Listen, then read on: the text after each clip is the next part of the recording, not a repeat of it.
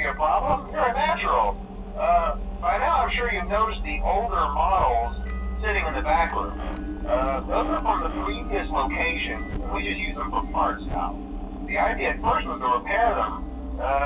They even started retrofitting them with some of the newer technology, but they were just so ugly, you know? And the smell. So the company decided to just go in a whole new direction and make them super kid-friendly. Those older ones shouldn't be able to walk around, but if they do, the whole Freddy head trick should work on them too, so whatever. I love those old characters. Did you ever see Foxy the Pirate?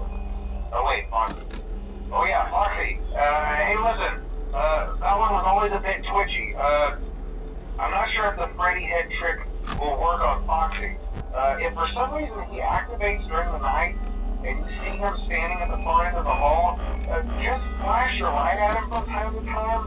Those older models would always get disoriented with bright lights. It was called a system restart or something. Come to think of it, I'm going to try that on any room where something undesirable might be. It might hold it in place for a few seconds. That glitch might carry it over to the newer models too. One more thing, don't forget the music box. I'll be honest, I never liked that puppet thing. It's always thinking, and